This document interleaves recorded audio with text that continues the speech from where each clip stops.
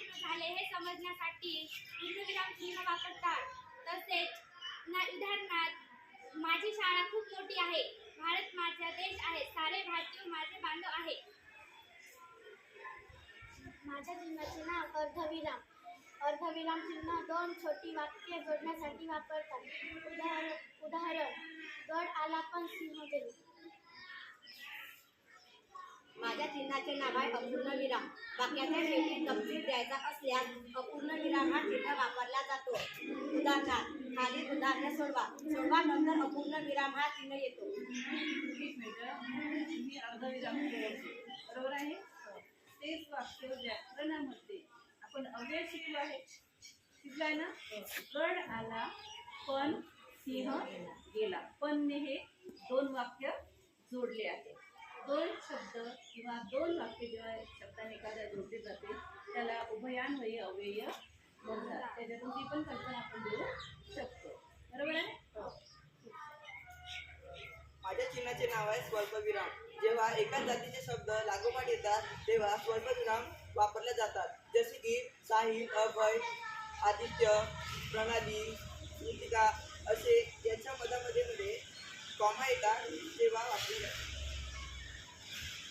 चिन्हाचे नाव आहे प्रश्नचिन्ह. वाक्यात प्रश्न विचारले असेल तर वाक्यात शेवटी प्रश्नार्थ चिन्ह वापरतात. उदाहरण तू कुठे राहतो. माझ्या चिन्हाचे नाव आहे उद्गारवाचक चिन्ह. मला ती भावना व्यक्त करताना शब्दाच्या शेवटी उद्गारवाचक चिन्ह येतो.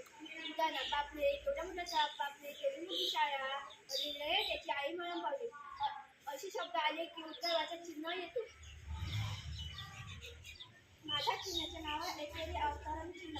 एखाद्या शब्दावर जोर देताना किंवा दुसऱ्याचे मत सांगताना एकेरी अवतरण चिन्ह वापरतात. जसे की गांधीजींनी चले जाओ ही घोषणा दिली. त्या घोषणेमध्ये चले जाओ या शब्दावर जोर दिला आहे, म्हणून तिथे एकेरी अवतरण चिन्ह लागू आहे.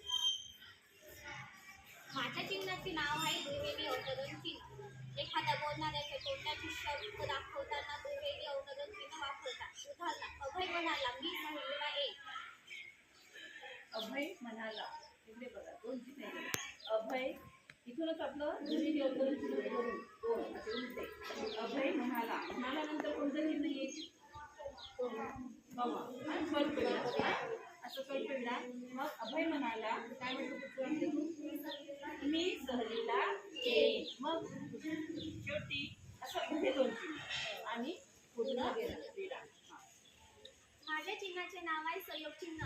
दोन शब्द जोडताना किंवा ओळीतील शेवटचा शब्द जर जोडावा लागत असेल तर तेव्हा संयोग चिन्ह वापरतात. जसं की मित्र मैत्रिणी, आई वडील, मुलगा मुलगी. माझ्या चिन्हाचे नाव आहे अवतरण चिन्ह.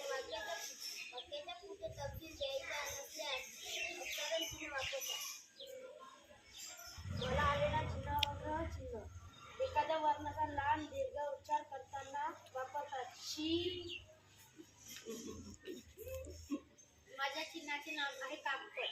लेखन करताना राहिलेला एखादा शब्द लिहिण्यासाठी कागपद चिन्हाचा वापर करतात. जसे की मी खेळतो. मला आठवण नाही आली. मी काय खेळतो. क्रिकेट.